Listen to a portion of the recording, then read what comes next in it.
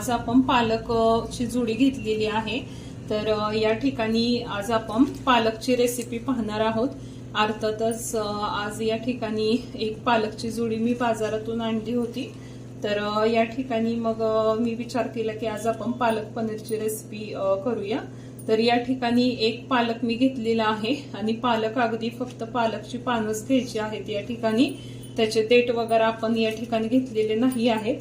तर या ठिकाणी पालक स्वच्छ निवडून आणि स्वच्छ धुवून यातलं पाणी वगैरे जे आहे ते नितळून व्यवस्थितरित्या मी आता घेतलेला आहे। आपण जो पालक स्वच्छ करून घेतलेला आहे धुवून वगैरे, तर ते पालकाचे पानं जे आहे ते आपण यामध्ये आता घालून घेऊयात। आणि आपल्याला या ठिकाणी पालक जास्त आपल्याला ओव्हरकुक नाही करायचं किंवा जास्त शिजवायचं नाही आहे। तर थोडाच वेळ आपण यामध्ये पालक ठेवणार आहोत। तर आता सध्या यामध्ये आपण आता पालकाची पानं घालून घेतलेले आहेत। या ठिकाणी तुम्ही पाहू शकता इथं तर पालक आपण यामध्ये घालून घेतलेला आहे। तर एक स्टेप्स आपल्याला करायचे आहे यामध्ये। तर या ठिकाणी आपला जो भाजीचा कलर आहे तो बदलू नये म्हणून आपण या ठिकाणी थोडं त्यामध्ये या ठिकाणी भाजीचा कलर जो आहे आपला पालकाचा तो बदलू नये म्हणून एक चमचा आपण यात साखर घालून घेणार आहोत।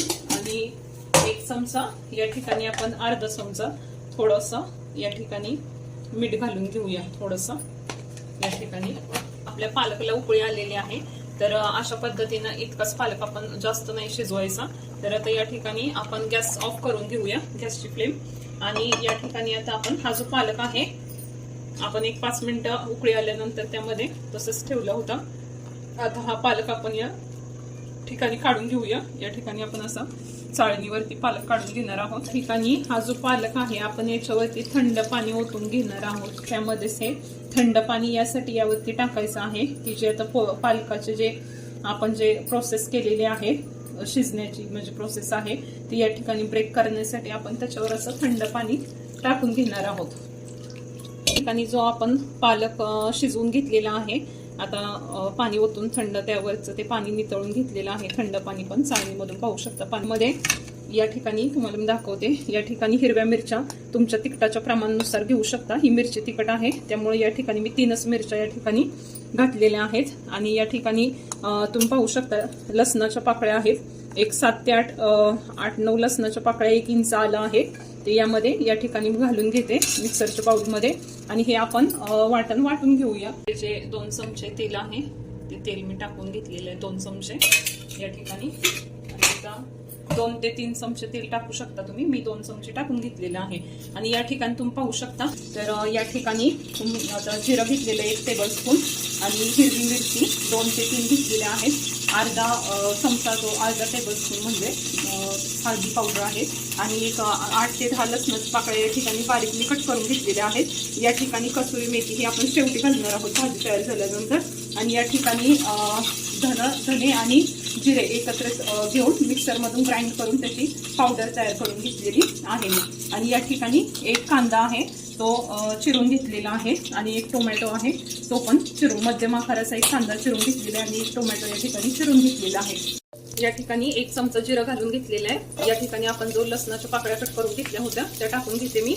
या ठिकाणी लसूण छान असं पसरून घेऊया यामध्ये। या ठिकाणी आपला कांदा टोमॅटो पसरलेला आहे त्यामध्ये आपण थोडंसं अर्धी वाटी साधारणतः पाणी टाकून घेतलेलं आहे।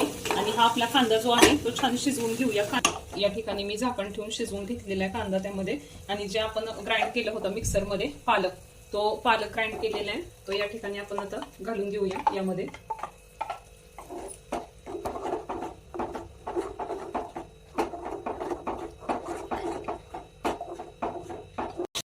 आता या ठिकाणी भाजीमध्ये मी चवीनुसार मीठ टाकून घेते।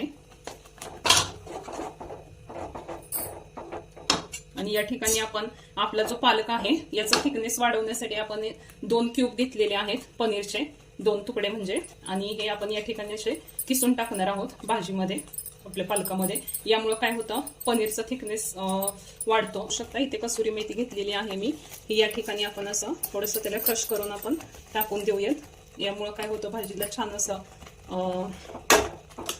स्मेल येतो किंवा स्वाद चांगला येण्यास मदत होते। आता या ठिकाणी आपल्याला धना जिरा पावडर ऍड करायची राहिली होती तर 1 पाव चमचा या ठिकाणी मी टाकून घेतलेला आहे। अर्धा चमचा, साधारण अर्धा ते पाव चमचा टाकलं तरी चालेल. तर या ठिकाणी पनीर आपण यामध्ये टाकून घेऊयात भाजीमध्ये. या ठिकाणी मी तेलामध्ये बॉईल वगैरे करून किंवा तळून घेतलेलं नाहीये पनीर, कारण काय होतं की मग तेलामध्ये जास्त असं चिवट होतं. तरी असंच याला आपण कुक करून घेणार आहोत किंवा थोडंसं वाफेवर आपण त्याला वाफ येऊन देणार आहोत. तर आता या ठिकाणी आपण पनीर टाकलेलं आहे, तुम्ही पाहू शकता भाजीमध्ये. आणि आता आपण यावर झाकण ठेवूयात 5 मिनिटं. आता या ठिकाणी आपलं पनीर भाजी झालेली आहे, तुम्ही पाहू शकता. तर आता या स्टेजला आपण भाजी हलवून घेऊया. जास्त पण आपलं ओव्हर कुक करायचं नाही. तर या ठिकाणी आता आपण गॅस बंद करून घेऊया. आणि या ठिकाणी आपण 1 चमचा बटर यामध्ये ऍड करणार आहोत. जर तुमच्याकडे बटर नसेल तर तुम्ही तूप सुद्धा टाकू शकता, पण ही महत्वाची प्रोसेस आहे. यामुळे काय होतं, आपल्या भाजीला छान असा जसं रेस्टॉरंटमध्ये तुम्ही भाजी खाता किंवा हॉटेलमध्ये जो स्वाद येतो तसा स्वाद येण्यासाठी यामध्ये बटर ऍड करणं गरजेचं आहे. तर या ठिकाणी ही स्टेज तुम्ही कंप्लीट करा, हे स्किप करू नका. 1 चमचा बटर ऍड करू शकता किंवा जर बटर नसेल तर तुम्ही साजूक तूप देखील यामध्ये 1 चमचा घालू शकता. तर अशा प्रकारे आपली रेसिपी कंप्लीट झालेली आहे. आता मी हे तुम्हाला सर्व करून दाखवते एका प्लेटमध्ये. या ठिकाणी गार्निशिंगसाठी 1 चमचा क्रीम टाकून घेणार आहोत आपण यामध्ये. तर या ठिकाणी तुम्हाला जर क्रीम मिळाली नाही तर तुम्ही घरीच जर आपलं दूध आहे तर दुधाच्या साईपासून घरीच क्रीम काढून ती फ्रीजरमध्ये ठेवून त्याच्यापासून पण क्रीम तयार करू शकता.